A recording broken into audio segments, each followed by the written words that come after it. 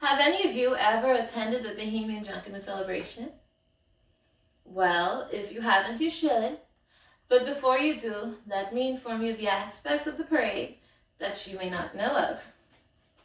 Junkanoo is a yearly Bahamian tradition with questionable origin.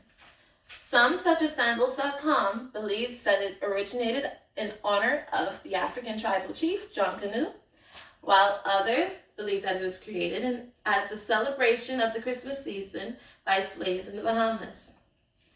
But despite Junkanoo's disputable origin, it remains and have been for centuries one of the greatest celebrations held on the Bahamian Islands. Junkanoo is a very important aspect of the Bahamian culture and runs through several generations of my family. In fact, my grandparents, moms, aunts, uncles, and even my siblings were a part of one of the major Junkanoo groups called the Valley Boys.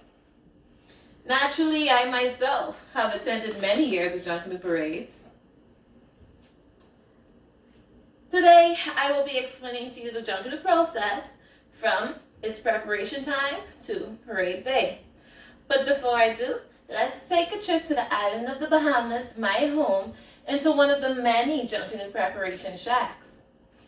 Within these shacks, you will find costume and float designers creating these pieces out of materials such as wire, cardboard, crepe paper, and paper mache. But they are also meticulously decorating each piece with items like feathers, beads, glitter, and really so much more, and anything they could get their hands on. Do you smell that? Is it a fire? Oh no, it's just the goat skin burning in the back. Yes, goat skin is being burnt to be turned into leather and placed on top of a barrel and used as an instrument that we call the gumbe drum. Now, let the rhythm of the gumbe drums enthrall you and its bass vibrate through the soles of your feet as we move on to one of the most important elements of Junkanoo, its music. Junkanoo music is as lively as the costumes, floats, and dancers all flowing together to its sound. Several key instruments that are used throughout the parade would be the gumbe drums, cowbells, whistle, steel and saw, or as we Bahamians call it, rake and scrape, or brass instruments. Now, as we know, the instruments only sound as good as the player makes it, but this is why band members work throughout the entire year to perfect the sound while their dancers practice alongside them to ensure that on parade day, they are all on one accord and achieve the winning score. Now, further elaborating on the topic of competition, many parade attendees do not realize exactly how competitive Junkanoo can be, or that Junkanoo is even a competition at all. So, let's explore the competition from the competitor's viewpoint. Junkanoo is a very competitive parade for its participants and even the audience.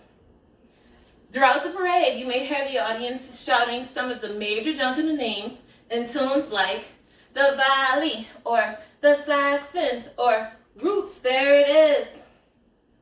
Now, in preparation for the parade, all competitors' entry groups are required to line up usually about 3 hours prior to the parade's commencement.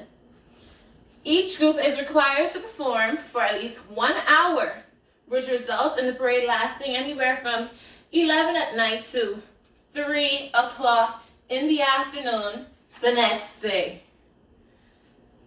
One of the most difficult elements of judgment that the groups experience is that all participants are required to keep their stamina through the entirety of their performance while wearing heavy costumes, carrying heavy floats, playing music, and dancing.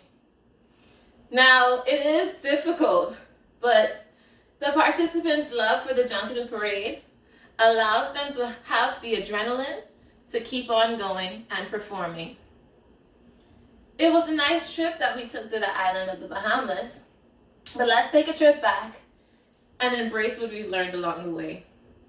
Having absorbed all the information I've given you, Hopefully you will find yourself taking the trip to the Bahamas to have the first-hand experience of the love and appreciation for my island's Junkanoo Parade.